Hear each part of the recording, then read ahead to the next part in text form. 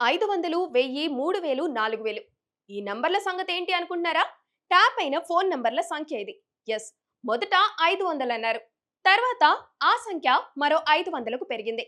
ప్రస్తుతం ప్రభాకర్ రావు విచారణ కొనసాగుతున్న నేపథ్యంలో మొత్తంగా 4200 ఫోన్ నంబర్లను ట్యాప్ చేసినట్లుగా తెలుస్తుంది. ఇందులో పలువురు జాతీయ స్థాయి నేతల నంబర్లు కూడా ఉన్నాయని చర్చ జరుగుతోంది. జాతీయుతం ఫోన్ ట్యాపింగ్ కేసు తెలంగాణలో రాజకీయ ప్రకంపనలు రేపుతోంది. అసెంబ్లీ ఎన్నికలకు ముందే కాంగ్రెస్, బీజేపీ నేతలతో పాటు ఆ పార్టీలకు ఫండింగ్ చేసే బిజినెస్ మెన్ల ఫోన్లను కూడా ట్యాప్ చేశారని ఎలక్షన్ రిజల్ట్స్ తర్వాత తెలిసిందే. కేసీఆర్ ఆదేశాలతోనే ఈ ఫోన్ ట్యాపింగ్ జరిగిందన్న ప్రచారంతో మొదట తెలంగాణకు చెందిన నేతలు, వ్యాపారవేత్తల ఫోన్లను మాత్రమే ట్యాప్ అయ్యాయని అనుకున్నారు. తాజాగా బయటకు వచ్చిన సంఖ్యను బట్టి చూస్తుంటే పక్క రాష్ట్రాలకు చెందిన నేతల ఫోన్లను కూడా ట్యాప్ చేసినట్లుగా తెలుస్తుంది. చంద్రబాబు, అరవింద్ కేజ్రీవాల్ తో పాటు బీజేపీ జాతీయ స్థాయి నాయకుల నంబర్లు కూడా ఉన్నాయని ప్రచారం జరుగుతోంది. మొత్తం 4200 ఫోన్ నంబర్లను ఫోన్ ట్యాప్ చేసినట్లుగా తెలిసింది. ఇందులో సీఎం రేవంత్ రెడ్డి, మహేష్ గౌడ్, బీజేపీ ఎంపీలు ఈటెల, రఘునందన్ రావు, ధర్మపురి అరవింద్, బండి సంజయ్ ఫోన్ నంబర్లు కూడా ఉన్నాయని తెలిసింది.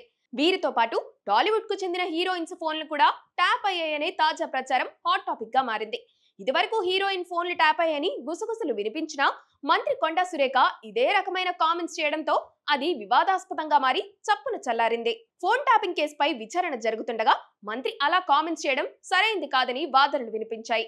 కొండా సురేఖ కూడా క్షమాపణ చెప్పాల్సిన పరిస్థితి ఏర్పడింది. ఆమె కూడా సారీ చెప్పడంతో ఆ వివాదానికి ఎండ్ కార్డు పడింది. అయితే ప్రస్తుతం ప్రభాకర్ రావు విచారణ కొనసాగుతున్న నేపథ్యంలో ఈ లీకులు మరోసారి బిగ్ డిబేట్ గా మారాయి. కొండా సురేఖ ఆరోపించినట్లుగా 4200 ఫోన్ నంబర్లలో హీరోయిన్స్ నంబర్లు కూడా ఉన్నాయని అంటున్నారు విశ్లేషకులు. ఇప్పటికే ఫోన్ ట్యాపింగ్ కేసులో వాంగ్మూలం ఇచ్చేందుకు ప్రముఖులు ముందుకు వస్తున్నారు. వీరి వాంగ్మూలం ఆధారంగా ఈ ఫోన్ ట్యాపింగ్ కేసు మరింత స్ట్రాంగ్ అవుతుందని అంటున్నారు. ప్రభాకర్ రావు, ప్రణీత్ ను కూర్చోబెట్టి ఎవరు చెప్తే ఫోన్ ట్యాపింగ్ చేశారన్నది బయటకు తీనున్నారు పోలీసులు.